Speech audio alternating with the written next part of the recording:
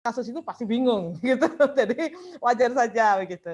Oke, saya mulai saja ya. Saya sharekan PowerPoint saya hari ini. Oke, bisa kelihatan semua PowerPoint saya? Ya, sudah Dokter. Oke ya. Jadi Indonesia itu mempunyai sebuah keunikan bahwa ada ular di Indonesia itu yang bisa menyemburkan bisanya.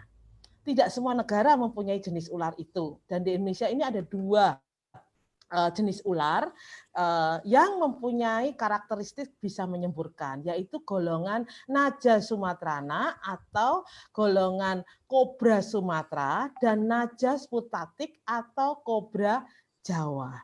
Nah, mungkin nanti kalau kita punya waktu, kapan-kapan saya akan bawakan spesimen ularnya. Jadi teman-teman bisa lihat satu-satu begitu ya. Tapi kalau malam ini kita akan belajar manajemen, jadi nggak bawa spesimen ular saya. Nah, nanti mungkin bisa diagendakan aja, kita hanya belajar 1 hari itu tentang spesimen ular misalnya gitu ya. Nah, jadi keunikannya kobra ini dia bisa menyemburkan bisa ularnya sama dalam kondisi dia merasa terancam juga untuk melumpuhkan mangsanya. Jadi sebetulnya semua yang dilakukan ular itu adalah untuk membela dirinya kalau dia merasa terancam. Misalnya ini ya, dia menyembur atau dia menggigit. Beberapa waktu yang lalu kita sudah belajar tentang gigitan. Nah, sekarang kita belajar tentang semburan ini. Keunikannya si kobra ini menyemburkan itu tepat di mata. Ya, tentu saja karena yang menciptakan si ular ini adalah yang maha kuasa ya. Jadi memang ada sebuah karakteristik yang khas di mana si ular ini bisa melihat dari karena mata kita ini bisa memantulkan cahaya matahari ataupun cahaya lampu ya, sehingga si ular ini bisa tahu oh itu targetnya dia adalah mata baik itu manusia atau hewan yang di benaknya si ular tadi mengancam dia. Nah, jadi kalau ada yang bertanya saya, kenapa Dokter Mahaya yang disembur itu mata, kok bukan tempat yang lain gitu? Nah, jawabannya adalah itu. Jadi bola mata kita ataupun bola mata hewan itu bisa memancarkan sinar yang datang kepada bola mata itu sehingga membuat si ular ini tahu, padahal ular ini sebetulnya kan buta dan tuli seperti yang kita bahas kemarin ya, tetapi dia bisa melihat bahwa ada bayangan sinar di sana dan itu target dia yang bisa mengancam dia untuk disemburkan bisa supaya dia membela diri.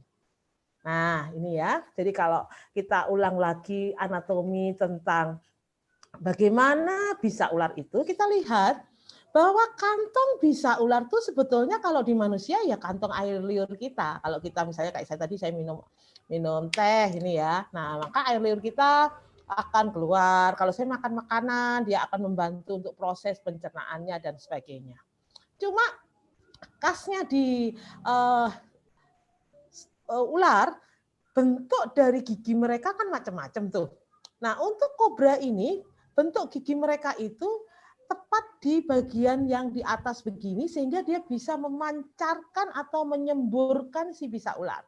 Sedangkan di feng-feng yang jenis yang lain, misalnya ular king cobra. Nah, ular king cobra padahal kan ininya elapid ya, satu genus ya. Tapi beda, dia tidak bisa menyemburkan bisanya karena bentuk giginya itu posisinya tidak bisa menyemburkan bisa. Jadi kalau ada orang bilang king cobra menyemburkan bisa, salah. Yang bisa menyemburkan bisa adalah kobra. Gitu. Oke ya. Jadi dia punya sebuah kompresor muscle di sini.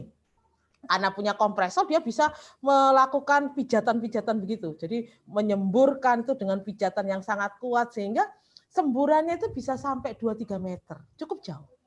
Nah, kemudian ini venom gland-nya. Nah, venom gland-nya ini kalau teman-teman lihat, dia akan bermuara di fang atau di gigi taring tadi dan tergantung bentuknya. Nanti kapan-kapan kalau mau belajar itu lebih dalam, tapi saya kira nggak perlu juga ya, karena ini teman-teman biologi yang belajar bentuk gigi-gigi ular. Nah, sekarang kita lihat, jadi sebetulnya venom di ular ini isinya apa? Venom di ular ini isinya sebetulnya adalah protein enzimatik. isinya macam-macam. Ada di sini nih arginin ester hidrolases, ada kolagenase, fosfolipase A dan B.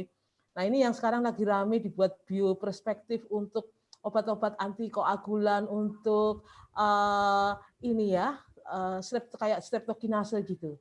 Tapi memang yang paling banyak risetnya di Australia untuk bioperspektif ini. Kemudian ada fosfodiesterase, asetilkolinesterase, DNase, RNase, dan sebagainya. Karena dia adalah protein enzimatik, jadi sebenarnya kegunaan dia adalah untuk mencernakan makanan si ular. Jadi sebetulnya kalau dia itu melakukan penyemburan atau gigitan, sebetulnya itu hanya sebuah mekanisme dari dia mempertahankan dirinya. Jadi semua hewan berbisa itu menggunakan bisanya sebetulnya adalah kondisi terpaksa. Karena mereka membutuhkan itu untuk dia makan, untuk dia mendapatkan sebuah kemampuan untuk menelan makanan-makanannya. Nah, jadi komposisi dari fenom ini tadi kita lihat misalnya enzim, fosfolipase, protein disintegrin, kemudian organiknya sitrat dan sebagainya. Jadi memang bisa ular ini sesuatu yang unik dan itu memang diberikan kepada hewan-hewan ini untuk mempertahankan diri mereka. Kita tahu ular tidak punya kaki ya, sehingga dia tidak bisa lari. Jadi dia hanya bisa mempertahankan dirinya dengan apa yang dia punya. Nah, sekarang saya akan sharekan beberapa gambar orang yang tersembur bisa kobra. Nah, jadi kita lihat ini mereka mengalami konjungtivitis ya sampai ke butaan. Nah, ini kalau kita mau lihat superficial epitelnya dia juga mengalami sebuah kerusakan. Nah, sekarang kalau kita mau lihat kira-kira apa yang terjadi ya. Jadi ternyata dia ini korneal kolagenase. Jadi kalsium itu yang zinc metaloenzim yang menjadi komposisi dari si fenom itu akan menimbulkan berbagai macam, misalnya korneal likofaksi, ada sebuah kolagenase dan sebagainya. Nah, kemudian first aid-nya karena komposisinya yang protein enzimatik seperti itu, maka dia first aid-nya itu adalah seperti kalau kita terkena asam ya, yaitu dengan melakukan irigasi. Di mana first aid irigasi ini bisa dengan berbagai macam cairan. Kalau di buku WHO ini sudah saya tulis ya, bisa air, bisa salin. Salin ini kalau saya biasanya pakai NS itu ya, normal salin itu, pakai bisa ringgelakat bisa, kemudian berbagai macam cairan termasuk kalau kita tidak punya cairan misalnya itu susu atau misalnya air bersih, air mentah tapi bersih itu bisa digunakan untuk irigasi. Jadi pada hakikatnya tujuannya adalah untuk mengeluarkan fenom tadi dari mata kita supaya tidak terjadi sebuah proses korneal kolagenase tadi yang membuat bisa buta. Nah, jadi kalau kita melihat seperti ini tentunya ada rasa nyeri, ada nerocos gitu ya, ada konjungtivitis, ada spasme, ada pembengkakan, fotofobia, dan juga penurunan dari visus. Saya punya pengalaman pribadi dengan kobra ini. Jadi di tahun 2015 selesai saya bekerja di Dinas Kesehatan tadi ya, saya ditugaskan di salah satu rumah sakit di Jawa Timur karena hari itu saya sudah spesialis, jadi nggak boleh lagi di dinas gitu. Nah, kemudian satu malam saya ditelepon oleh bagian IGD saya karena saya tinggal di dalam rumah sakit itu ya. Nah, saya ditelepon, Dokter Maha, ada kobra di UGD. Nah, kalau dokter seperti saya yang biasa kerja di UGD ada kata-kata begitu kan pikirnya kita ada orang pasien kegigit kobra, gitu kan? Nah, terus saya pergi dari tempat saya tinggal di dalam rumah sakit tadi, dekat sekali karena saya ada kamar di pavilion begitu ya, saya dikasih kamar di situ. Saya ke depan, saya kaget sekali. Ternyata yang saya temui itu bukan pasien, Tapi yang saya temui itu kobra besar yang sedang marah dan menyembur-nyemburkan bisanya ke semua orang yang nonton. Karena hari itu satpam saya bersama keluarga pasien yang lagi rame di UGD itu pada nonton si kobra. Ternyata kobra ini setelah nanti bisa ditangkap dan dibunuh oleh security saya, karena hari itu security saya takut karena dia begitu besar, 3 meteran begitu, jadi dibunuh, dipukul.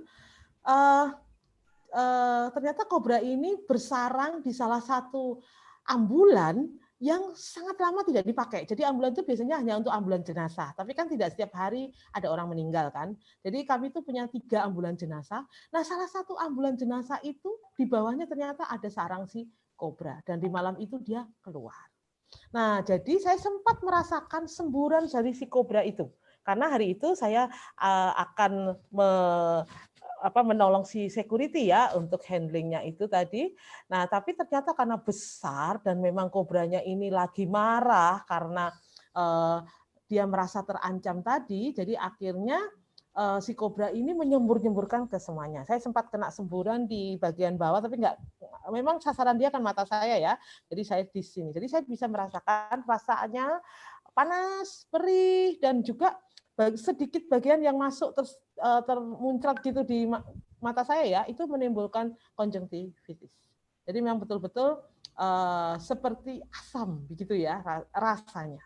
Dan ini kalau kita lihat gambaran klinisnya, kornea yang kena dari phenophthalmia ini, teman-teman bisa melihat bagaimana ada edema kornea tadi. Kemudian ada lipatan membran descendens, pupilnya melebar ya. Nah, kemudian 2 minggu setelah pengobatan, korneanya kembali bening dan pupil kembali normal. Nah, bagaimana caranya? Tadi saya sudah sebutkan, first aid-nya adalah irigasi. Jadi kalau kita punya Morgan lens, ini Morgan lens, cuma harganya cukup mahal ya. Kemarin tuh saya coba beli tuh 2,5 juta harganya. Sehingga nanti saya akan berikan sedikit trik kepada teman-teman yang di daerah, di puskesmas ataupun di UGD supaya enggak, ini karena 2,5 juta cukup mahal ya. Nah, jadi ada caranya bagaimana kita membuat Morgan lens sun gitu ya. Nah, dengan apa yang kita punya. Kalau kita lihat di sini untuk memasangkan Morgan lens tentu saja dipakaikan lidocaine, kemudian Morgan lensnya itu diberi cairan begitu sampai 3 sampai 6 liter. Jadi cairannya banyak memang. Menurut guideline WHO itu 3 sampai 6 liter cairan yang diberikan. Nah, karena sangat mahal tadi saya membuat sebuah inovasi. Caranya begini. Kalau teman-teman lihat infus itu, kita ambil jarumnya ya, supaya nggak nyocok kan. Nah, kita lekatkan seperti Morgan lens ini, tapi kan kalau Morgan lens ini dimasukkan di kornealnya karena dia punya cup itu tadi ya. Tapi kalau ini tidak. Jadi ini saya taruh, saya tempelkan ujung dari infus yang sudah tidak ada jarumnya tadi di kelopak mata atas, seperti yang saya katakan ke Dr. Titin kemarin. Jadi saya plesterkan di kelopak mata atas, di dekatnya bagian yang lebih rendah ini. Jadi saya lekatkan di sana. Kalau kedua mata yang kena ya berarti 2 mata itu diberi infus tadi itu. Nah, sehingga kenapa? Soalnya kan 3 sampai 6 liter itu kalau kita pakai sepet ya capek banget ya kan. Nah, jadi paling enak ya diinfuskan tadi, tapi bukan diinfuskan dalam kata harafiah dimasukkan jarum infus, bukan, tapi diteteskan saja, jarumnya dilepas, ditaruh di sana. Kemudian bagian yang lubang tadi dari infus itu kan ada lubangnya yang antara jarum sama infus setnya tadi kan. Nah, itu ditempelkan dengan plester di situ sehingga dia menetes pelan masuk ke dalam bola mata kita. Dan itu sangat efektif sekali. Saya kebetulan banyak sekali kasus-kasus phenophthalmia ini ya. Jadi 3 sampai 6 liter tuh ya kira-kira selesai 3 sampai 5 jam begitu ya. Tidak apa-apa, karena tetesannya kan nggak boleh banter. Kalau tetesannya banter, orangnya pasti akan nyeri, karena mata kita ini kan sensitif. Jadi tetesannya ya 15 sampai 20 tetes, kayak tetesan infus biasa begitu. Sehingga seperti dibasahi dan seluruh kelopak mata ini akan diirigasi oleh cairan yang kita berikan tadi. Karena di sudut-sudut mata kita ini kalau sedikit saja dia masih tetap akan bisa menimbulkan korneal kolagenase tadi itu. Nah, kemudian ini pasien saya nih, teman-teman bisa lihat. Pasien saya ini nih awalnya dia kesembur karena ya biasa ini anak-anak kecil, tiba-tiba dia main di lapangan, main bola, tiba-tiba dia merasa matanya sangat pedih sekali, terus dia kucak-kucak gitu, ternyata di depannya itu sudah ada kobra yang lagi nyemburkan begitu. Rupanya mereka main di sebuah lapangan yang ada sarang kobranya. Kobranya enggak besar, kecil, tapi bisa menimbulkan kondisi seperti ini. Kemudian saya irigasi, yaitu tadi saya taruh di sini infusnya di kelopak matanya dia ini, saya tempelkan dan terus kita teteskan, bisa di sini, tapi yang paling bagus sih yang bagian rendah ini ya, jadi masuk ke sini ke kelopak mata ini. Kemudian kita irigasi 3-6 liter dan hasilnya bagus. Jadi memang hasilnya bisa bening seperti ini kalau 3-6 liter. Misalnya dia terjadi sebuah defek karena dia kucek-kucek atau dia jauh dari tempat pelayanan kita, puskesmas atau rumah sakit, dia gunakan sesuatu karena banyak orang pakai macam-macam. Ada yang pakai timun tuh dimasukin di mata katanya dingin begitu. Nah itu kan akan menimbulkan defek. Nah itu kalau dalam kondisi setelah irigasi dia visusnya masih belum kembali normal dan masih terjadi konjungtivitis, maka kita harus mengkonsulkan kepada teman-teman oftalmologis untuk dilakukan slit lamp dan sebagainya sehingga bisa diketahui defeknya di mana, sehingga mereka bisa memberikan antibiotika ataupun memberikan obat-obat mata yang lain. Karena pasti akan timbul defek kalau terjadi sebuah luka sekuelnya ya, sekuel sekundernya. Oke. Nah, jadi untuk finom oftalmia ini sebetulnya masalah utamanya adalah berapa banyak yang kita bisa irigasikan dan cairan apa yang ada saat itu. Kemarin saya mengajarkan ke teman-teman militer di Pusdikes di Kramat Jati itu ya, karena kan tentara paling banyak tuh yang terkena semburan ini. Tahun kemarin tuh saya dapat di Cilacap tuh 4 tentara kesembur semuanya, bahkan 1 kegigit. Dan yang satu yang kegigit ini mungkin kalau teman-teman tahu, dia adalah putra dari Dr. Wiweka, direkturnya Minto Harjo Jakarta, Angkatan Laut ya beliau ya. Nah jadi hari itu saya ajari mereka untuk menggunakan air apa saja, baik itu air mentah, pokoknya bersih ya, untuk melakukan irigasi. Dan cara irigasinya saya ajari misalnya mereka kalau botol begini agak susah karena waktu kita tuangin yang keluar banyak kan. Nah, jadi saya pakai yang aqua gelas itu. Nah, aqua gelas itu kalau kita pakaikan sedotannya itu kan kecil ya. Nah, jadi kayak infus tadi itu. Nah, nanti diirigasikan di mata tadi dengan aqua kecil tadi. Nah, jadi ini kan ada sedotannya gitu kan. Jadi yang keluar tetesannya itu tidak banyak. Dan itu ternyata sangat menolong teman-teman militer ini tadi ketika mereka terkena. Ada beberapa kasus mereka terkena karena berlatih di lapangan ataupun di hutan, di mana si ular-ular ini sarangnya ada di sana. Dan ternyata cara tadi dengan menggunakan air aqua, ataupun kalau misalnya tidak punya air aqua, saya sarankan mereka pakai air bersih, tetapi memang menyemprotkannya ke mata itu tadi tidak langsung disemprotin gitu ya. Soalnya kalau ini kita berikan, maka air yang keluar banyak dan justru kelopak mata kita menutup. Nah, ada satu kasus juga di mana mereka itu ambil ember, si tentara tadi kepalanya dicelupin di ember begitu. Nah, tapi ternyata justru ketika dicelupin, karena airnya banyak, justru mata mereka menutup, justru tidak teririgasi. Jadi kalau saya sih menyarankannya mereka ditelentangkan dan ditetesi air tadi itu. Karena itu betul-betul bisa mengirigasi dari finom yang sudah masuk ke mata dan bisa menimbulkan kebutaan karena proses kolagenase tadi. Oke, saya akhiri presentasi saya. Monggo silahkan bertanya. Mungkin kalau ada yang tidak ikut di seminar yang terdahulu, nggak apa-apa, nanti saya ulangi lagi.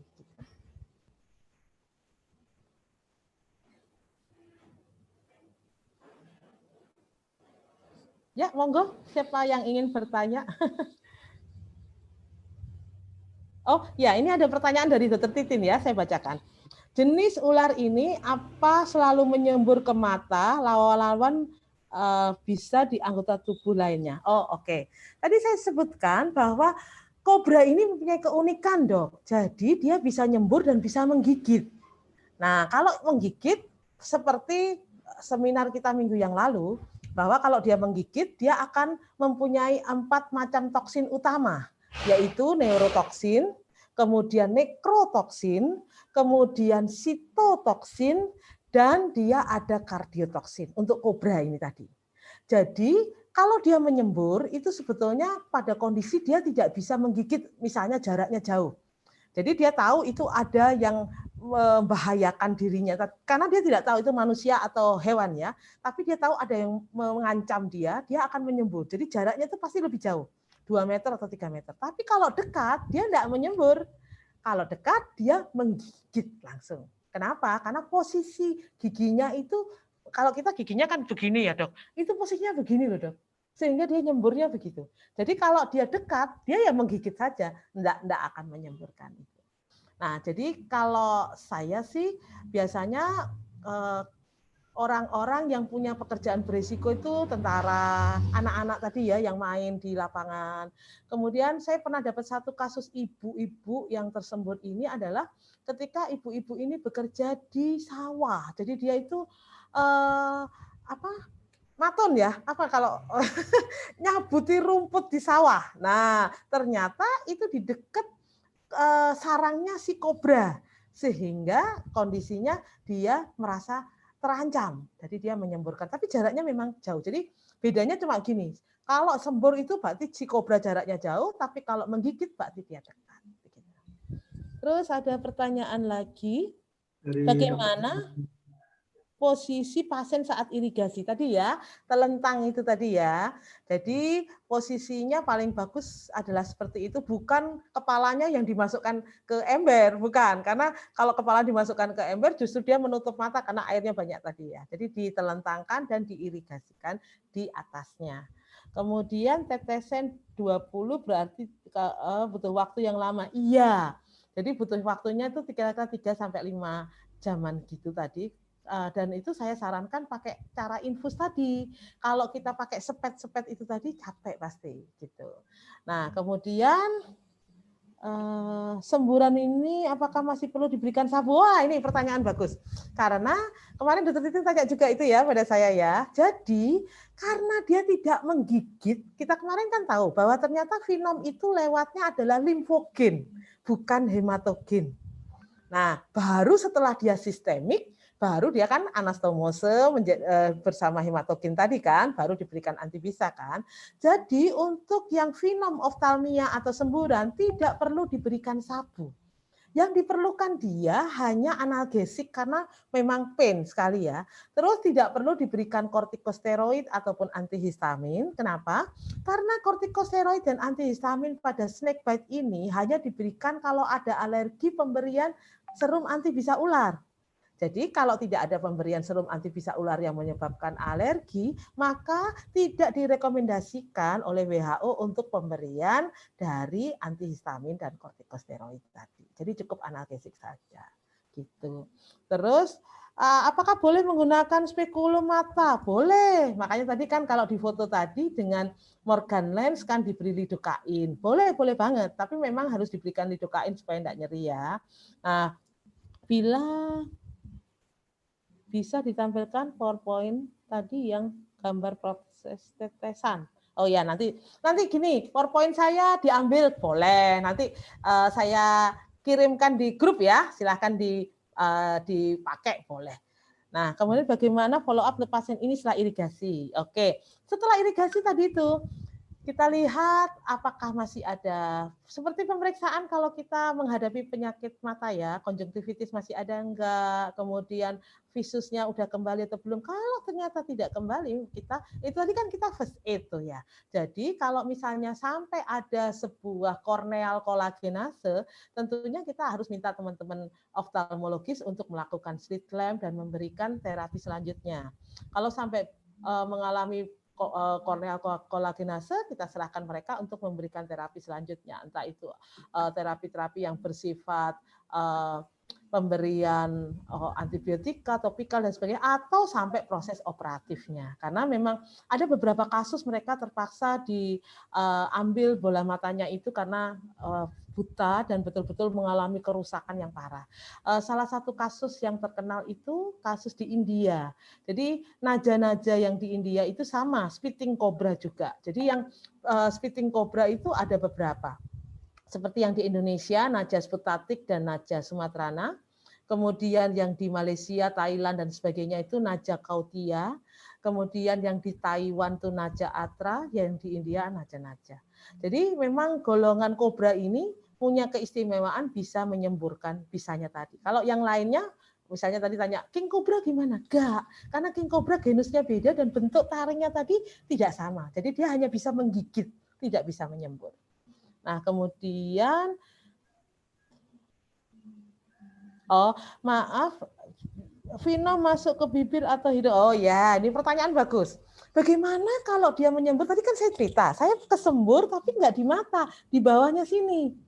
Apakah akan menimbulkan envenomation gitu kan maksudnya ya? Tidak, karena kulit kita ini kan tebel tuh, ada epidermis, dermis, subkutan, fat dan sebagainya. Jadi dia tidak akan menimbulkan envenomation kecuali digigit.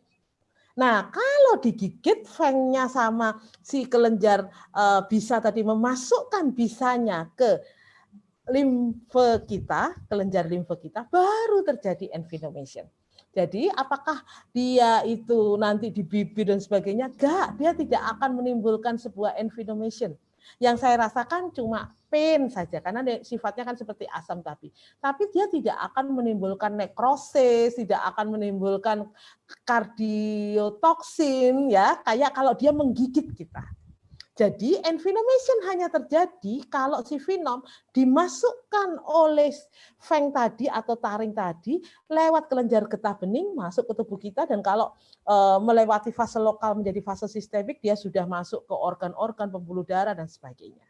Nah, itu baru terjadinya proses envenomation. Jadi kalau cuma kesembur saja di bibir dan sebagainya, kita lap tubuh kita dengan air dan sebagainya, ya sudah hilang, selesai. Gitu. Dia tidak akan menimbulkan envenomation, kecuali di mata.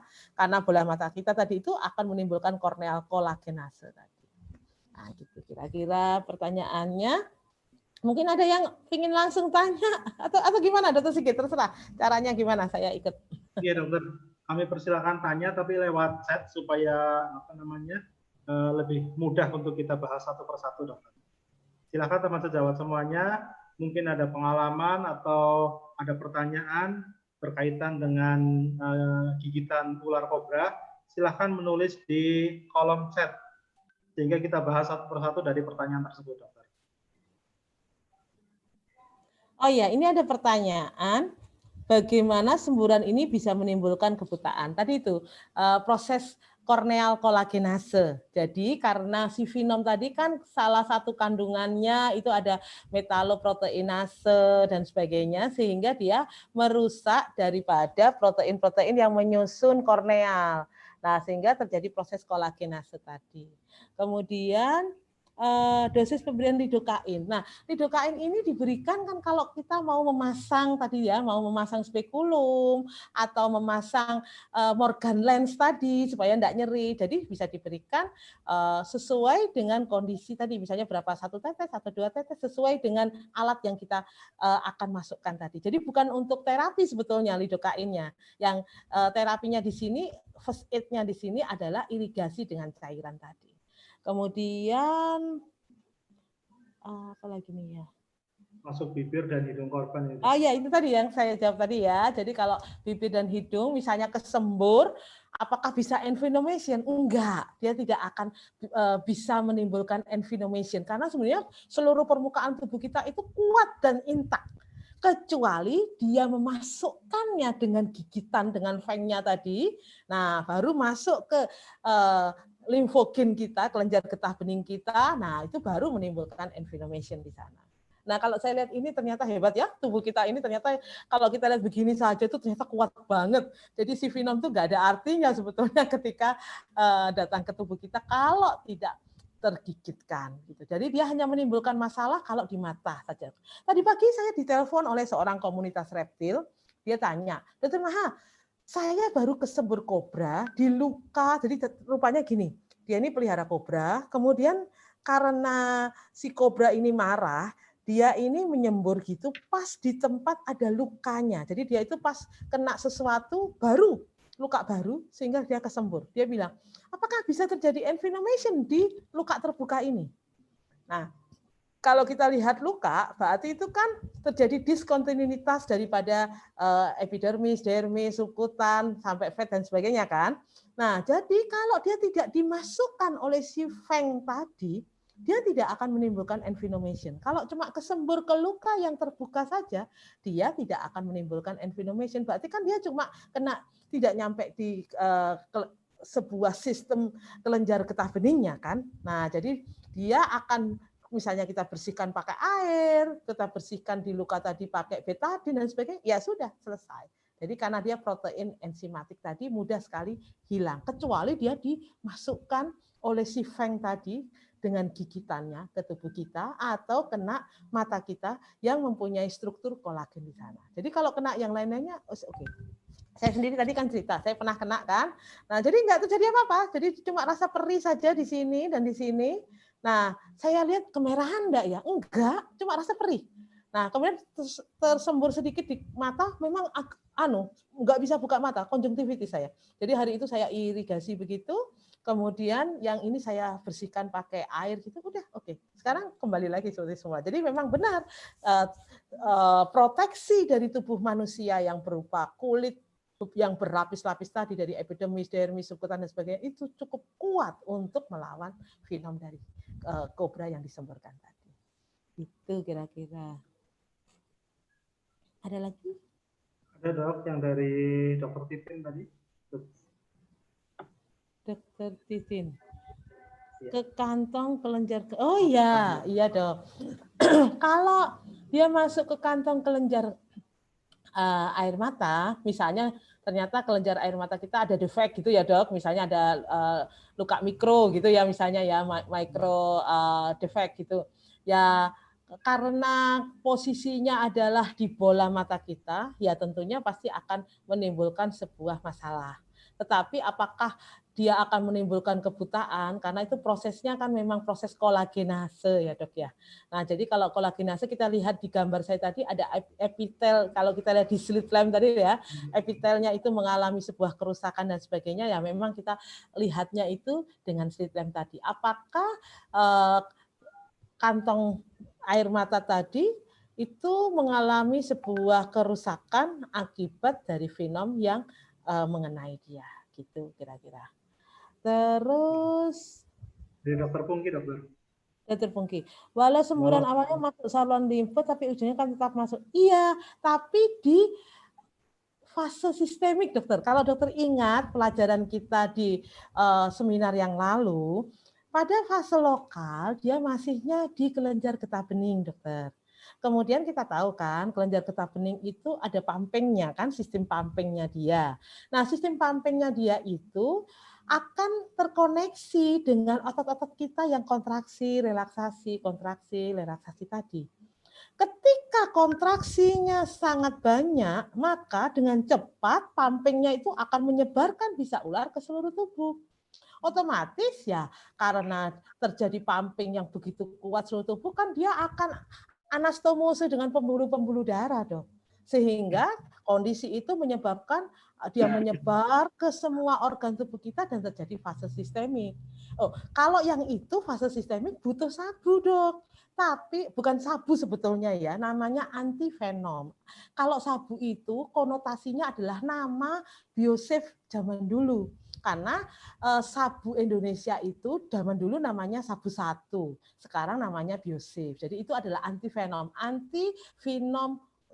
dari ular ini tadi. Jadi kalau fase sistemik butuh dok, tapi kalau fase lokal di kelenjar getah bening saja hanya butuh imobilisasi dan analgesik karena dia belum menimbulkan sebuah kerusakan organ dan juga belum menyebar ke seluruh tubuh. Gitu dok, jadi ini memang ada fasenya dan 4 fase yang biasa kita pelajari di kriteria Ferris ternyata di WHO udah tidak dipakai lagi. Nanti monggo dokter lihat di grup yang kemarin saya share e-book guideline WHO 2016 ya dok. Di situ ada bahwa fase untuk gigitan ular cuma 2 saja, yaitu fase lokal dan fase sistemik. Tidak 1, 2, 3, 4 yang seperti pernah kita pelajari dulu. Dan hubungannya kalau dulu itu kan setengah ampul, 1 ampul gitu ya. Nah, ternyata tidak. Jadi yang di sini yang disebutkan adalah pada waktu dia belum memenuhi syarat fase sistemik tadi, maka kriteria-kriteria fase lokal tadi tidak membutuhkan antivenom. Tapi kalau sudah memenuhi dari kriteria-kriteria sistemik, maka dia membutuhkan antivenom, yaitu semua abnormalitas. Abnormalitas pemeriksaan fisik, abnormalitas laboratorium. Nah, itu akan membutuhkan sebuah treatment berupa anti bisa tadi, dok. Gitu kira-kira. Nah, kemudian tentang lidocain lagi dokter dari Dr. Nur Hidayat Afianto. Oh iya, iya dokter. Tapi itu tadi loh dok, sebetulnya untuk lidocain tadi itu hanya diberikan kalau dokter mau masang spekulum dan Morgan lens. Kalau dokter hanya ingin irigasi saja, tidak diperlukan lidocain. Toh nanti kita irigasi kan semuanya. Nah dari semua kasus yang saya tangani, saya tidak pernah memberikan lidocain karena saya langsung memberikan tadi itu infus di sini tadi. Jadi karena dia akan teririgasi semuanya. Tapi kalau dokter pakai Morgan lens, karena itu cupnya dia itu gede gitu loh dok. Nah jadi kan kayak cupnya mata gitu kan. Nah itu kan dimasukkan, waktu dimasukkan itu kan nyeri sekali dok. Nah itu butuh lidocain untuk memasukkan cup itu. Nah di tengah cup itu kan ada kayak kabel begini yang nanti kita bisa masukkan cairan dari atas begitu.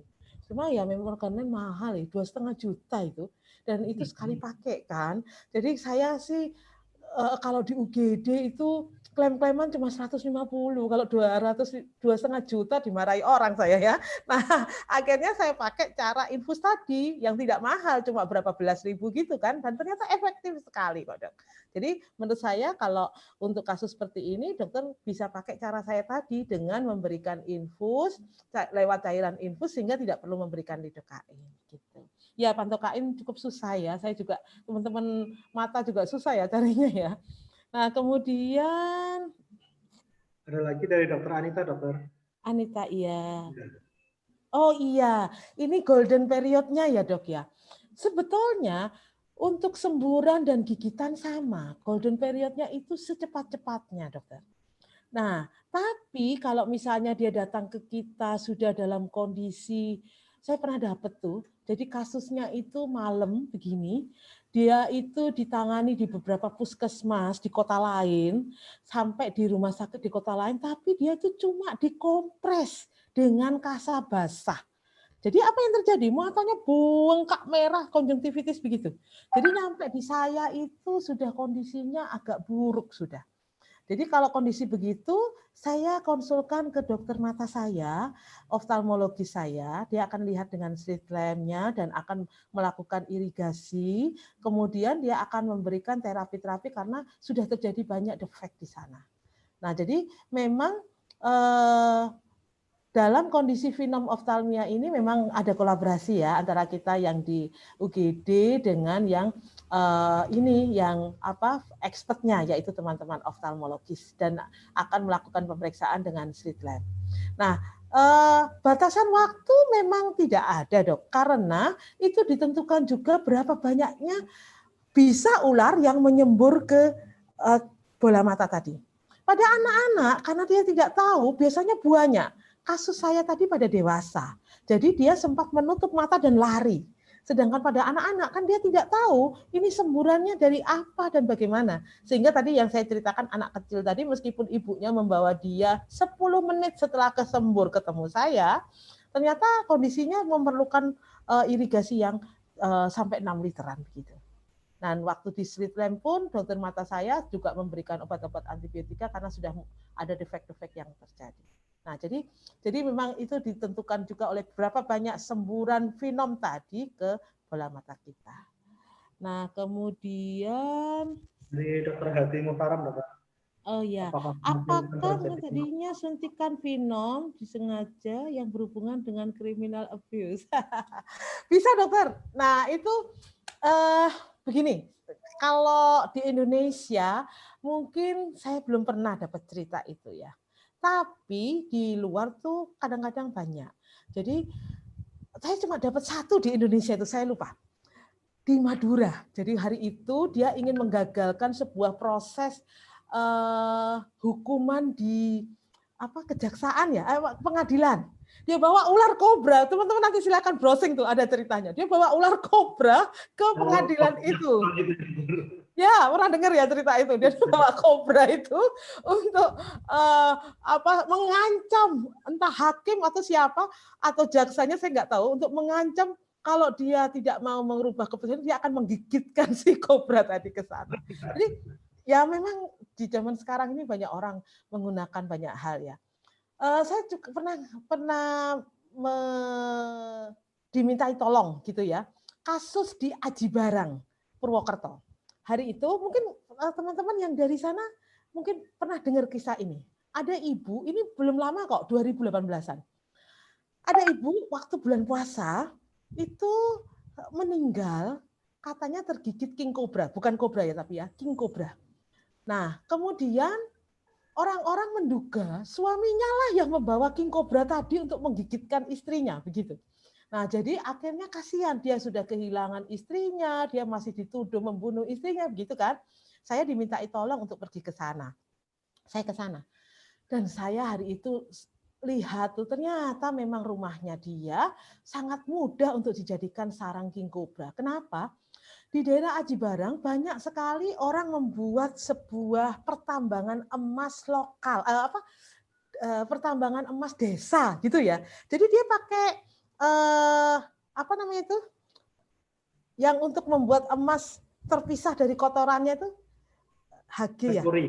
Merkuri, betul. Nah, sehingga itu kan mencemari, karena kita tahu merkuri itu mencemari dan bisa meresap ke kulit kita kan, bisa mematikan, karsinogenik kan.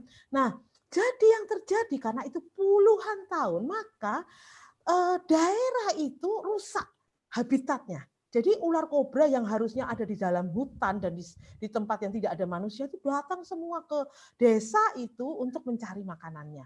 Jadi malam itu ibu ini tidur di lantai. Jadi hati-hati nih kalau nanti teman-teman mempunyai masyarakat yang suka tidur di lantai. Di Kediri ini banyak kasus gitu juga. Saya punya satu kasus tuh ibu yang baru melahirkan tuh tidur di lantai digigit oleh weling dan meninggal. Kasihan sekali. Jadi dia tidur di lantai, kemudian si king cobra tadi mencari makanannya. Makanan king cobra itu kan sesama ular yang lain. Berarti rumah itu banyak ular-ular yang lain. Nah, rupanya kaki ibu itu goyang-goyang gitu. Si king cobra merasa terancam dan digigitlah si ibu.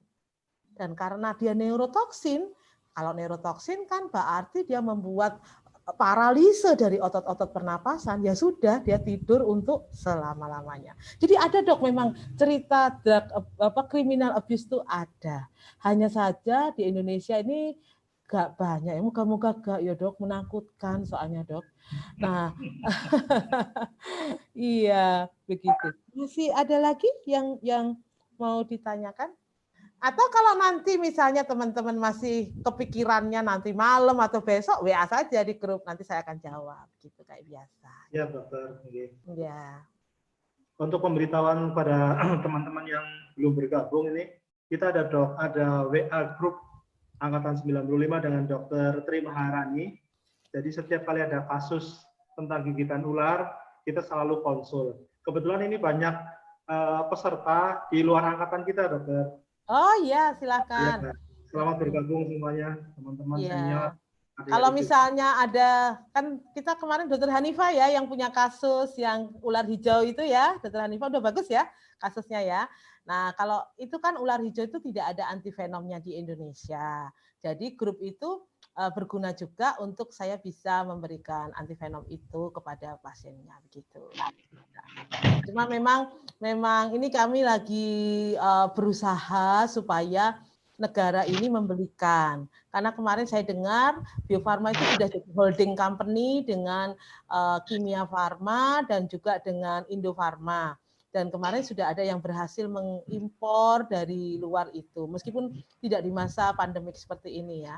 Ya saya sih berharap Bio Farma bisa membuat sendiri karena riset itu sudah lama. Tapi ya saya kurang tahu ya, pasti beban mereka berat nih sekarang ini karena mereka harus vaksin, harus antivenom dan sebagainya, pasti berat. Pokoknya saya bersedia membantu kalau misalnya nanti ada kasus-kasus di mana membutuhkan antivenom yang memang tidak ada di Indonesia. Gratis kok itu. Nanti tanya Dokter Hanifah, gratis.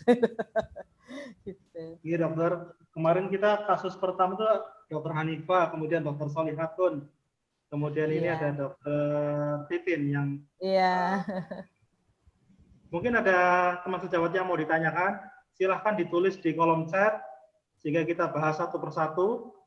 Kalau misalnya ada yang tertinggal tadi, filenya ini ada semuanya di Facebooknya Angkatan 95, Averus 95. Di situ semua webinar diupload semuanya di situ, dokter. Ya. Untuk malam ini PPT-nya sebentar lagi juga saya kirimkan ke ini ya, ke grup ya, supaya PPT-nya bisa dipakai. Karena kan mungkin teman-teman ingin ngajari dokter jaganya, ingin ngajari residennya, monggo. Atau teman-teman di puskesmas, boleh nanti. Nanti sebentar saya akan share-kan. Ya. Nanti suatu saat kita akan adakan seperti ini yang diikuti banyak orang, dokter. Monggo, monggo dokter. Masih di lingkungan sendiri, dokter. Oh iya, nggak apa-apa. Kalau lingkungan sendiri justru bisa nolongin orang banyak ya. Gitu ya. Insya Allah, Dok. Dok, ada pertanyaan lagi dari Dokter Hadi itu, Dok. Adakah fenom yang Oh iya, sebentar ya, saya lihatnya ya. Adakah fenom yang bermanfaat? Oh ya, ada. Dan ini mungkin monggo nih, ini mumpung banyak orang nih ya ada di sini. Jadi begini, sebetulnya kita ini terlambat banyak sekali dalam masalah perfenoman. Mungkin karena kita para dokter ini kan kasus-kasus gigitan hewan berbisa. Saya nggak ngomong ular saja ya, tapi semuanya. Ubur-ubur, tawon. Kalau mungkin nanti kapan-kapan kita ngomong tentang kalajengking, tentang kaki seribu, boleh loh dok, itu semua bidang saya ya. Nah jadi di banyak negara ini sudah jadi bioperspektif. Contohnya yang sekarang lagi rame itu di Australia sama Malaysia ini juga lagi bikin, yaitu dari ular-ular Taipan. Ular Taipan itu punyanya Indonesia dan Australia. Kita punya banyak itu di Papua. Di tempatnya Dokter Matsuito tadi ya, Merauke itu banyak kasus gigitan Taipan. Nah ternyata dari bisa ular Taipan itu bisa dibuat seperti streptokinase. Jadi bisa dipakai untuk misalnya kita akan menolong orang-orang yang terjadi sebuah kondisi masalah jantung koroner untuk injeksi streptokinase itu loh. Nah itu kalau streptokinase itu kan mahal dan juga kalau dari risetnya Australia sama Malaysia tadi efektivitasnya berapa? Nanti kalau teman-teman mau jurnalnya bisa saya share. Nah ternyata dari riset mereka ini dengan menggunakan fenom dari Taipan tadi hasilnya lebih murah dan juga lebih efektif karena dia betul-betul terdiri dari protein enzematik, jadi bukan protein buatan. Nah, kemudian di Amerika sama di Eropa lagi rame untuk pengobatan breast cancer. Nah, jadi tapi yang ini saya kurang tahu ya bagaimana pemberiannya. Hanya saja ular-ular yang dipakai adalah ular-ular golongan hematotoksin. Nah, karena tapi bukan langsung fenomnya disuntikkan gitu, bukan. Jadi dari itu kan pasti kita ada ininya ya, dari fenom-fenom tadi kan pasti ada mayor toksinnya. Kemudian dari sana akan diriset lagi sampai komponen apa yang bioaktif gitu kan ya. Nah, ternyata dari salah satu fenom itu. Bahkan kalau kita minum katopril, itu sebetulnya kan dari ular juga. Silakan teman-teman membaca cerita tentang obat katopril. Nah, jadi sebetulnya banyak yang bermanfaat dok. Cuma memang kita ini belum mendalam ya. Monggo kalau dokter-dokter tertarik, monggo sekali. Apalagi dokter-dokter yang masih muda. Saya ini butuh orang-orang yang akan meneruskan perjuangan saya. Saya sudah tua ini soalnya ya. Kenapa? Karena memang perjuangan di bidang gigitan ular dan gigitan hewan berbisa ini kita sangat sedikit orang di sana. Contohnya ubur-ubur. Di banyak negara, ubur-ubur sudah jadi komoditi yang bagus. Di Jepang, ubur-ubur itu sudah jadi makanan yang mahal. Kalau teman-teman pergi ke restoran Jepang, coba satu mangkok ubur-ubur yang sedikit itu aja berapa? Sudah lebih dari harganya 40 ribuan begitu. Saya pernah nyoba itu lebih 40 ribu. Padahal di Indonesia kalau lagi blooming ubur-ubur, kemarin saya pergi ke Trenggalek ya, karena lagi ada blue bottle jellyfish, itu satu pantai ubur-ubur semua. Dan orang pikir itu mainan, jadi itu kan gelembung-gelembung gitu ya, dipletosi anak-anak kecil itu. Saya sampai bilang, hati-hati Le, nanti gatel semua, nyeri semua gitu. Karena mereka nggak tahu kalau itu hewan. Mereka pikir itu plastik gitu. Nah, jadi kita punya banyak kekayaan ini yang menurut saya memang tidak banyak orang yang mau. Makanya kalau di grup ini ya teman-teman Averus ini saya mesti bilang, ayolah nggak apa-apa, saya senang justru dengan berbagi ini saya akan mendapatkan banyak orang yang tertarik dengan ilmu ini. Saya membutuhkan orang-orang yang akan menggantikan saya meneruskan ilmu ini, gitu menurut saya ya. Nanti mungkin kalau saya sedang membuat buku tentang itu tadi ya, pocket book tentang gigitan ular, gigitan ubur-ubur. Saya sih pinginnya e-booknya gratis, begitu ya. Kenapa? Karena kalau gratis itu kan semua orang bisa baca, perawat bisa baca, dokter di puskesmas bisa baca, di tempat-tempat terpencil bisa baca, gitu ya. Nah, doakan aja WHO mau mensponsori saya untuk membuat e-booknya itu tadi. Karena memang ini dibutuhkan untuk Indonesia ya. Ada lagi yang bertanya? Ular kobra namanya Murah. Paling sering terjadi pada saat ibu mencuci baju. Iya, betul.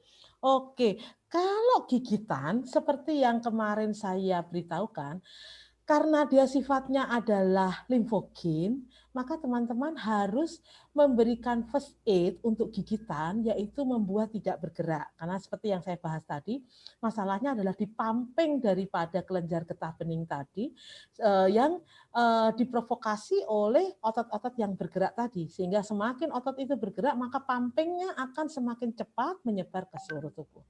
Jadi ajarkanlah mereka untuk membuat bagian yang tergigit tadi tidak bergerak. Jadi kemarin tuh saya ngajari anak pramuka. Jadi caranya adalah saya minta mereka membuka, kalau mereka pakai hem gitu, kalau tergigit tangan ya dimasukkan di dalam hem itu, jadi difiksasi oleh hem tadi. Kalau ibu-ibu misalnya punya jilbab, bisa digendong seperti orang-orang patah tulang. Kalau kaki ya otomatis dia harus digendong atau dinaikkan sepeda motor atau dinaikkan mobil atau kemarin tuh ada yang pakai tosa, tahu ya tosa itu loh, yang ada baknya terus depannya sepeda motor, nah dia ditidurkan di tosanya itu. Pokoknya tidak boleh bergerak.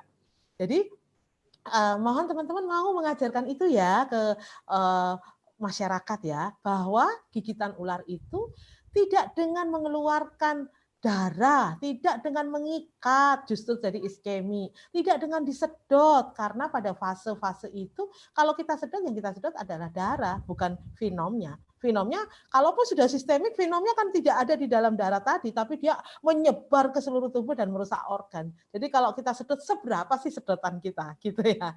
Nah, jadi ajarkanlah saja membuat bagian yang tergigit ular itu tidak bergerak.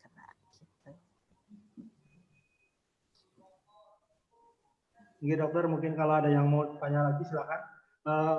Teman-teman untuk PowerPoint-nya bisa japri ke adminnya Averus 95, ada nomornya ya, itu. Nanti sebentar saya share ya PowerPoint-nya ya. Silahkan WA saja dulu ke 0812 29 88 305 supaya nanti kalau ada informasi atau ada webinar berikutnya bisa kita share. Kita webinar setiap minggu sore, insya Allah. Saat ini lagi dikurangi 2 minggu sekali, biasanya seminggu sekali. Oh gitu, bagus lah. Itu akan membuat kita ini update terus, nggih, Dok. Monggo. Visi kita dokter, kalau misalnya dari kasus-kasus yang sering muncul tawon, sengatan tawon sekarang lagi banyak. Kalau mau monggo 2 minggu lagi kita bikin sengatan tawon. Monggo, saya senang justru teman-teman bisa menolong banyak nyawa ya, karena kasus-kasusnya tuh kadang-kadang tidak terduga. Kayak kemarin sengatan tawon itu terjadi di Jambi. Dokter di sana tidak pernah mendapatkan kasus itu.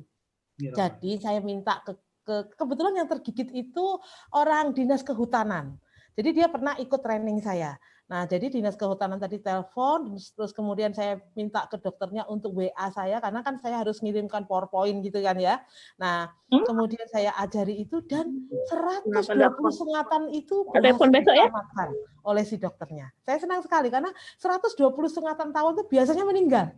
Nah, tapi karena dokternya sudah sedini mungkin kontak, jadi akhirnya selamat. Jadi ibu dari Dinas Kehutanan ini akhirnya selamat dan bisa hidup. Biasanya meninggal loh itu untuk kasus-kasus Vespa afinis sting tadi. Nanti monggo teman-teman mau apa, mau skorpion, mau sengatan laba-laba atau mau apa? Apakah benar Spiderman itu bisa jadi gitu karena sengatan laba-laba? Nah, itu bisa kita bahas tentang sengatan laba-laba. Oke, dokter. Bagaimana ini dokter Agung, apakah ada yang ditanyakan? Dokter Fred, dokter Pungki mungkin, silakan. Atau teman sahabat yang lain, silakan ditulis di kolom chat sehingga kita bisa diskusi. Oh ya, sebelum acara ini kita sudah pernah webinar dengan dokter Tri Maharani tentang penanganan gigitan ular beberapa minggu yang lalu. Sehingga ini saat ini adalah case report dari teman-teman yang mendapatkan kasus di lapangan. Untuk lebih detail tentang acara yang beberapa minggu yang lalu, bisa lihat di Facebooknya Averus 95 atau hubungi adminnya Averus 95. Oh, ini direkam kan, Dok? Kalau ada yang mau lihat, direkam juga kan? Ya, di Facebook, dokter. Oh, oke, sip. Jadi kalau ada yang ketinggalan kan bisa lihat lagi. Gitu. Betul, betul. Oh, gigitan kelabang, boleh, boleh. Nanti silakan diinikan saja.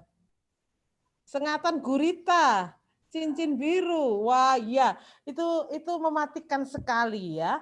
Jadi memang kita punya kelemahan ini dok. Ini dokter siapa nih yang? Dokter Hadi ya. Dokter Hadi Salam dari Lampung, dokter. Iya, jadi kan kita ini negara kepulauan, jadi kita masalahnya sebenarnya paling banyak. Cuma saya itu juga heran, kenapa ini jadi neglected case. 75 tahun Indonesia merdeka itu belum ada yang membahas gitu ya.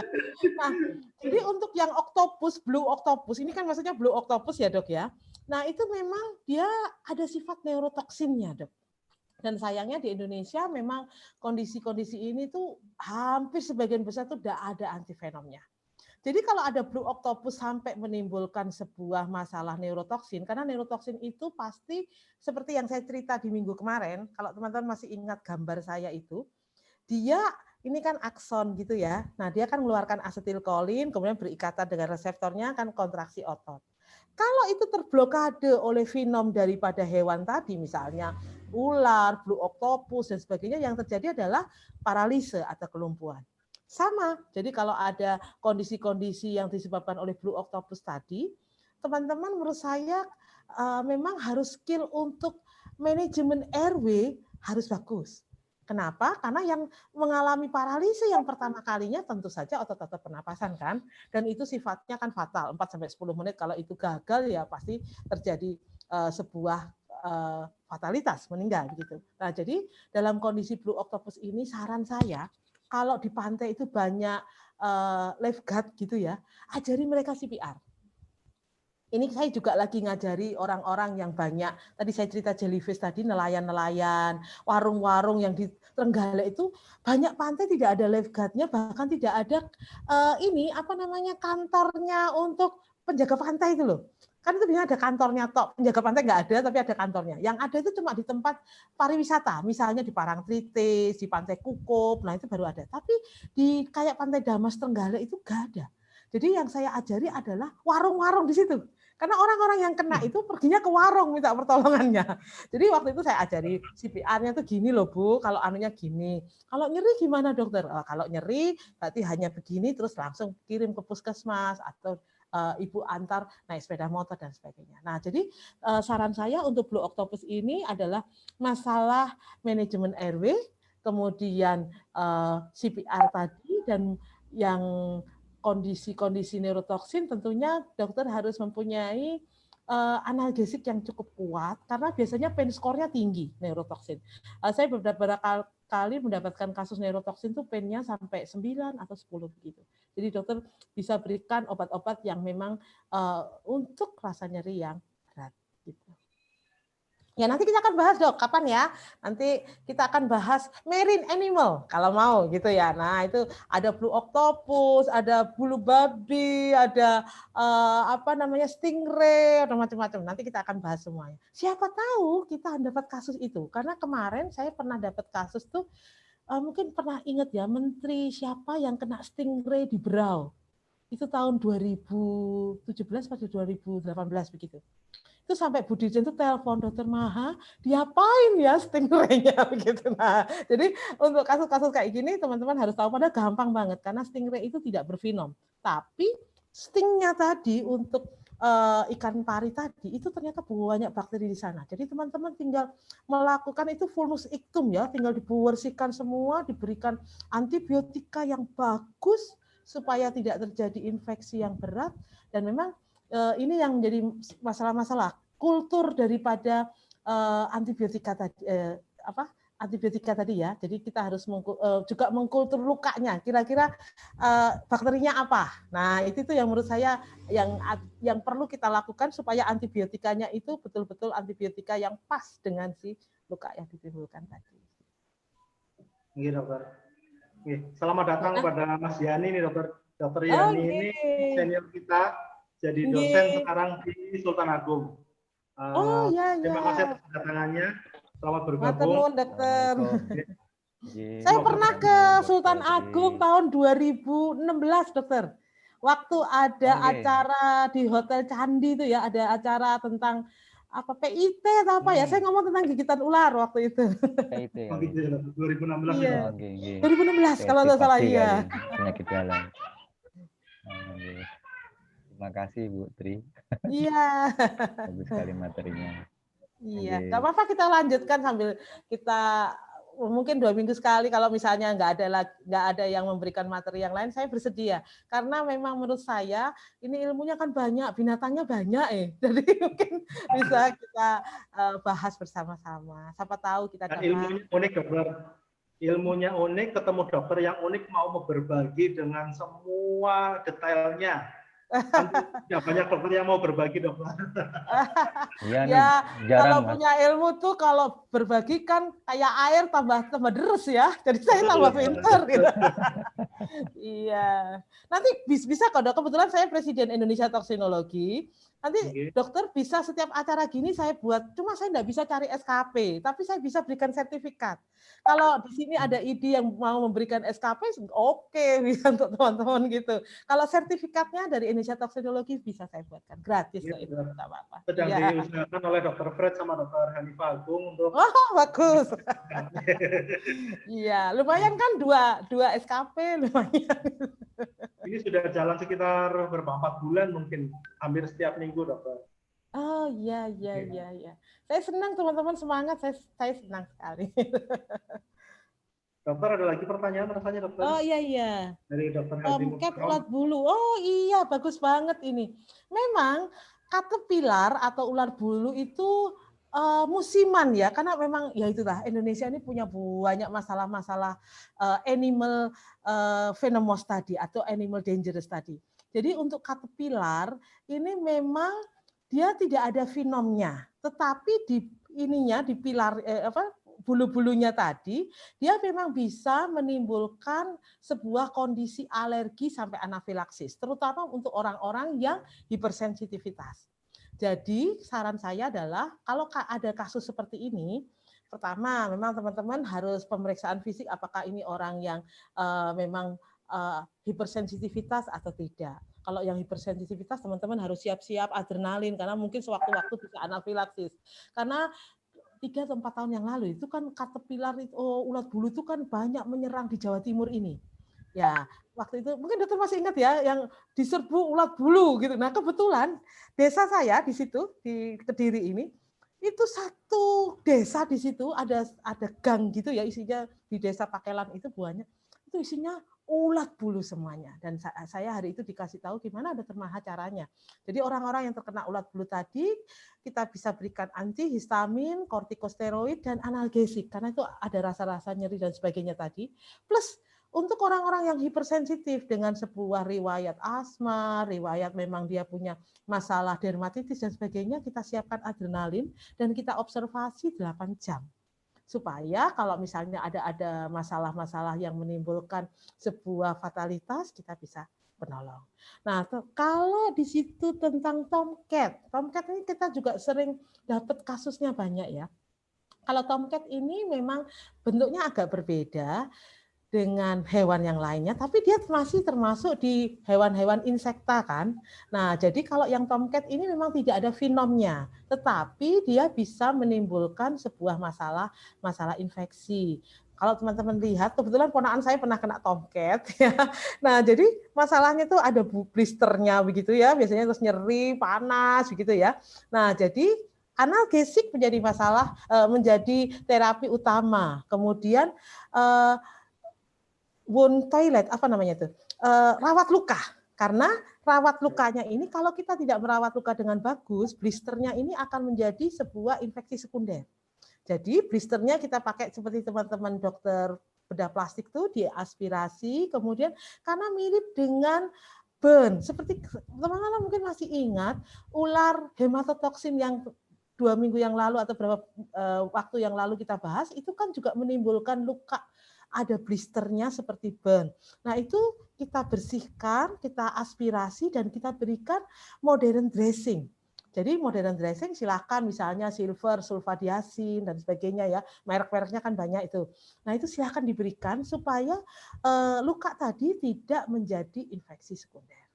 Nah, jadi memang untuk tomcat dan ulat bulu ini memang sesuatu ini. Boleh nanti kalau mau lebih detail, boleh nanti kita buat seri aja, misalnya marine animal, insekta, kemudian golongan-golongan moluska gitu boleh. Karena ada banyak golongan hewan itu yang memang animal dangerous di Indonesia gitu.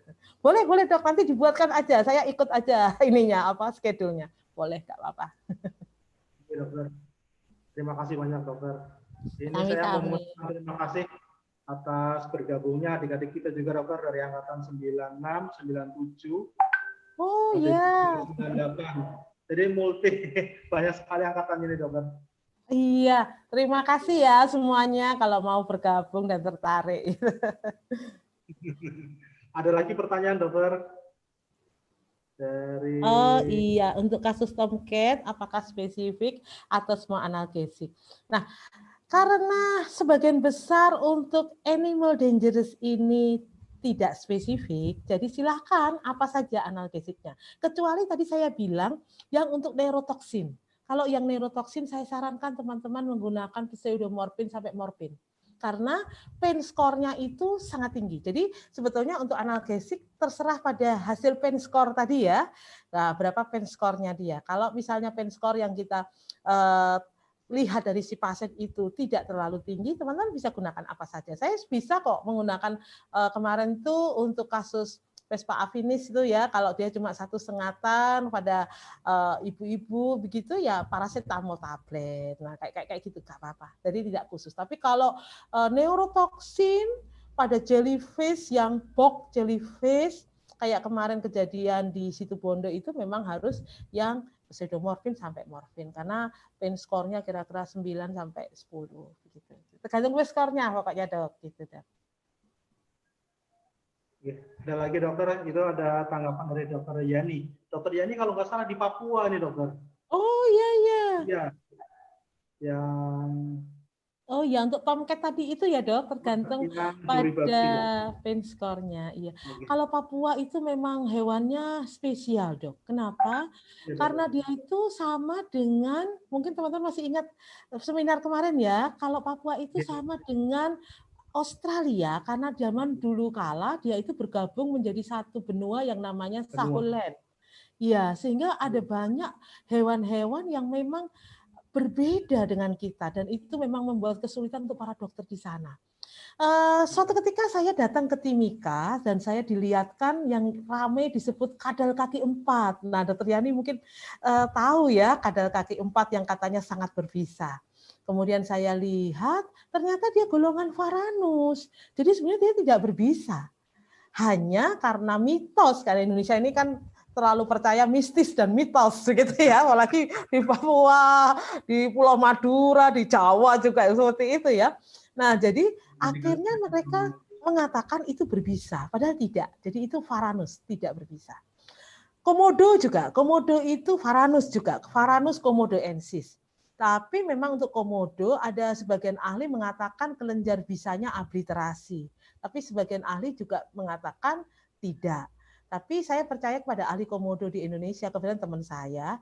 Nah, dia bilang abliterasi dan yang membuat orang mati kalau terkena komodo sama dengan tergigit komodo itu sama dengan tergigit buaya, yaitu dari rahangnya yang kuat dan giginya yang kuat. Jadi sebetulnya dia akan mengalami sebuah masalah perdarahan, fraktur. Nah, itu yang buat ini ya. Dan juga di gigi-giginya tadi kan mengandung bakterial. Jadi bukan venom, bakterial. Nah, itu yang menurut saya menjadi masalah besar untuk orang yang tergigit komodo ataupun yang tergigit buaya gitu. Ini dokter, mohon izin dokter, ini Iya. banyak yang tertarik, banyak yang japri ke saya maupun ke admin dokter. Iya. Tentang spesialis emergensi dokter, mohon maaf keluar dari Iya. bidang baru, ternyata ilmunya juga ilmu baru di luar perkiraan kita dokter. Kita tahunya semua gigitan ular pakai sabu, ternyata Iya, tidak. iya. Mungkin dokter bisa Tahu? cerita sedikit tentang spesial emergency supaya Oke. teman-teman masih tertarik dokter. Dan Oh juga iya, ketika kelas kita banyak di sini dokter, siapa tahu mereka tertarik untuk mengembangkan. Terus iya, kita ada rencana dokter nantinya kita akan adakan lagi webinar seperti ini dengan iya. topik-topik yang paling banyak ditemui di Ih, masyarakat. monggo, Ya. monggo. Terus kita bikin iklannya lebih lama karena ini iklannya cuma 2 hari jadi pesertanya sedikit. Iya, baru tadi malam kan kita. Ya tadi malam langsung karena Tapi ya luar biasa, baru tadi malam sudah begitu banyak yang ikut. Wah, luar biasa ini ya. Nah, jadi kalau spesialis emergency itu memang di Indonesia itu barang baru ya. Dan memang pekerjaannya juga banyak orang yang tidak tahu. Yang terutama memang kami bekerjanya di UGD. Nah, kalau saya sih ya 24 jam gitu di UGD, tapi yang on call itu jam 3 ke atas ya, jam 3 sore ke atas. Tapi ya kalau ada kasus-kasus bahaya gitu ya saya harus datang ke UGD. Jadi biasanya saya tinggal di dalam rumah sakit, kecuali di Kediri ini, karena di Kediri ini saya punya, saya asli Kediri gitu. Jadi 2 tahun ini kan saya dipindah ke Kediri ini kan, jadi rumah saya agak jauh. Tapi kalau biasanya di kota-kota yang lain saya tinggal di dalam di dalam rumah sakit tadi. Kenapa? Karena sewaktu-waktu saya harus dipanggil gitu. Terus yang kedua memang penuh dengan adventure. Jadi hal-halnya memang agak berbeda.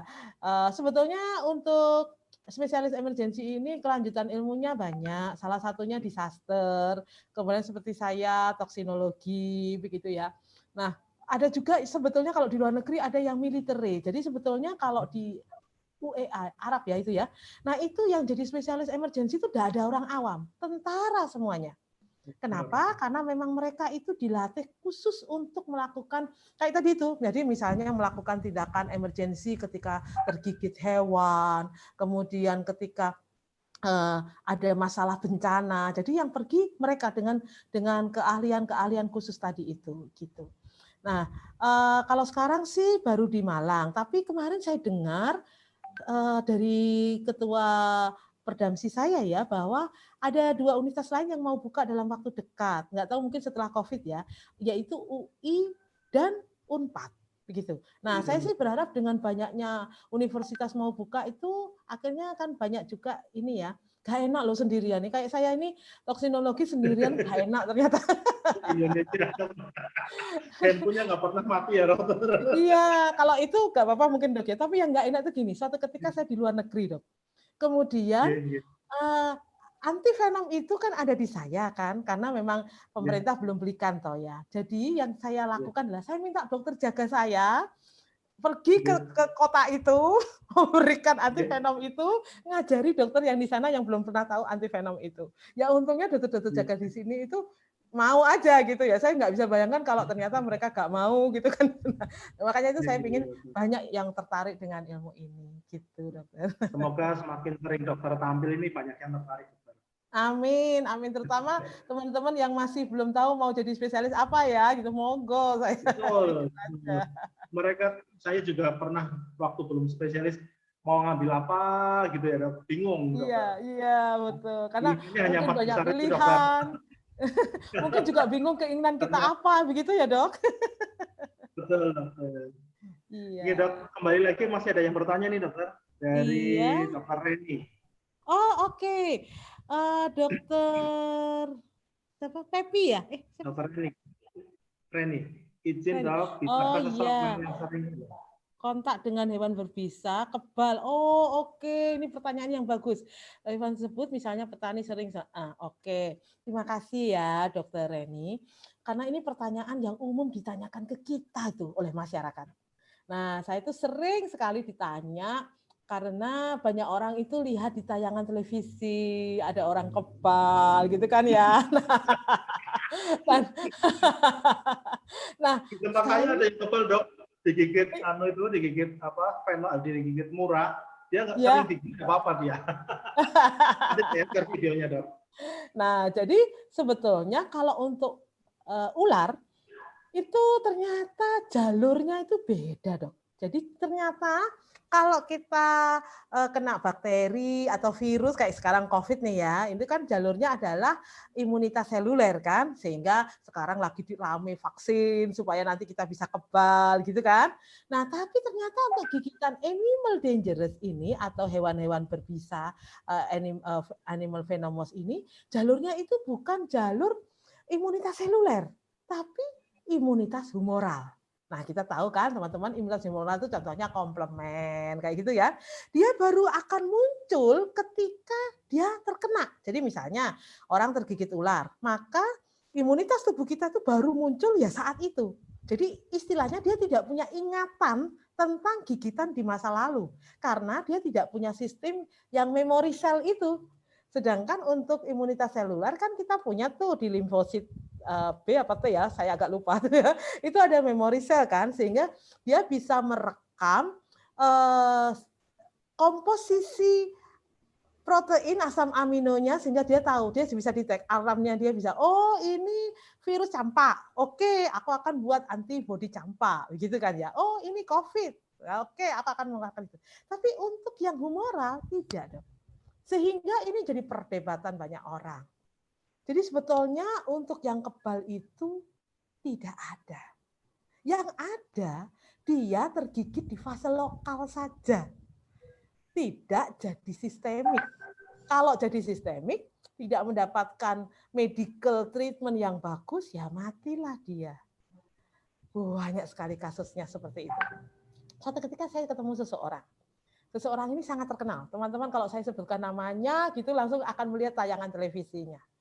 Nah, kemudian teman ini berkata kepada saya, teman ini rumahnya di Jogja, gitu ya. Nah, itu saya pas ke Jogja, dia bilang, Dokter Maha, saya ini udah tergigit 40 kali. Gak apa-apa, gitu ya. Nah, terus saya bilang, oke Mas, apakah Mas mau tergigit? Iya, apakah Mas mau tergigit untuk 41 kali? Dia bilang, jangan Dokter Maha. Karena setelah saya dengar Dokter Maha tadi presentasi, saya baru sadar bahwa saya kegigit 40 kali itu fase lokal semua. Gitu. Jadi nggak ada yang fase sistemik. Karena kalau itu fase sistemik, tanpa medical treatment yang bagus, misalnya antivenom, RW manajemen yang bagus, ataupun dengan obat-obat antikolin esterase untuk yang neurotoksin ya. Nah, pasti orang itu akan mengalami fatalitas. Nah, jadi begitu ya dok, kira-kira Dokter Reni. Jadi tidak ada orang yang kebal terhadap hewan berbisa. Yang ada adalah mereka kalau misalnya kena, nah mereka akan menimbulkan itu tadi di fase lokal saja. Kalau mereka terkena ulat bulu dan kalajengking juga, mungkin fenomnya tidak banyak. Sehingga dia tidak terjadi sebuah masalah yang sistemik tadi. Nah, analgesik sudah tadi ya. Terus ada dari tanaman. Dokter Yani tadi, dokter. Ada Dari pertanyaan Dokter Dokter Yani? Yani. Iya. Oke. Bentar. Dokter Yani, Tri, apakah apakah logistik yang analgesik? diberikan Oh ya, ini spesifik tadi untuk sudah saya jawab ya, tidak spesifik ya untuk Tomcat. Pokoknya tergantung pain score. Kemudian untuk dijelaskan toksik dari tanaman, monggo. Saya suka karena di toksinologi ini bukan hanya hewan, bukan hanya animal dangerous, tapi juga plantation toksin. Nah, jadi kalau mau belajar tentang jamur, kalau mau belajar tentang tanaman-tanaman yang beracun, monggo, mari. Nanti dijadwalkan saja. Saya ikut aja ke dokter Sigit atau siapa yang bagian menjadwalkan ya. Nah, monggo, mana kasus beracun yang sama Dokter Fred dan Dokter Pungki, Dokter? iya. Saya ikut aja monggo. Karena di Indonesia ini banyak sekali tanaman yang beracun ya. Nah, kemudian sudah ya, sudah tidak ada lagi ya. Nah, kalau masih ada pertanyaan itu tadi silahkan tanya di grup atau silahkan WA juga nggak apa-apa. Saya sih oke saja, saya senang. Terima kasih dokter. Kalau sudah tidak ada pertanyaan, mungkin kita cukupkan Kak dokter. Iya, sama-sama. Dokter, saya sebagai pribadi maupun mewakili teman-teman Averus mengucapkan terima kasih yang luar biasa atas kesediaan Dokter Tri Maharani membimbing kami. Saya Sama-sama. membayangkan saat Velo bila ada kasus itu kita harus terbang ke Bali, ke Papua, kemana-mana hanya untuk melihat kasus. Tapi ini gitu. ada kasus dan di-share dalam bentuk Zoom, semuanya mendapatkan ilmunya, dokter. Amin. Semoga dokter selalu sehat, bisa share Amin. pengetahuannya dokter, dan paling utama saya berharap teman-teman adik-adik kelas yang belum sekolah bisa mengikuti sekolahnya dokter spesialis emergensi. Monggo. Karena kita lihat sendiri rumah sakit yang ada spesial emergensinya ternyata IGD-nya lebih rapi dokter dibandingkan IGD-nya tidak ada emergensi. Ya, soalnya kami hidup di situ jadi harus nyaman di situ. Iya. Semoga berguna ya apa yang kita pelajari sore ini ya. Terima kasih banyak atas kesempatannya. Mohon maaf bila ada tutur kata yang kurang menyenangkan. Mohon dimaafkan. Sebelumnya apakah kita mau foto bersama dulu, dokter? Oh, monggo, Ayo, monggo. Mari. Semuanya hidupkan kameranya, menghadap ke kamera semuanya. Om Fred, apakah bisa di screenshot semuanya? Silakan. Waktu dan tempat saya kembalikan kepada Dr. Fred. Silakan. Siap, Dok. Ayo minta tolong teman-teman kameranya dihidupkan semua, saya foto nanti untuk kenang-kenangan Dokter Maha. Iya, makasih ya. Ayo, Mbak Reni, Mbak Sartini. Ayo semuanya, teman-teman. Dokter Aryawan, Dokter Ahmad Fauzan, silakan dihidupkan kameranya. Ya. Oke. Sis, 1, 2, 3. Sip. Terima kasih. Ya, makasih banyak ya. Sampai ketemu lagi. Terima kasih, Alhamdulillah. Ya. Terima kasih atas Pak Mas Yani, terima kasih atas bergabungnya.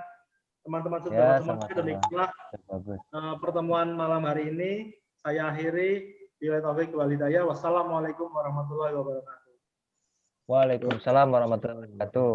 Mantap Jaya. Silahkan tinggalkan nomor telepon ke Mas Fred, ke Dr. Fred, supaya kita bisa share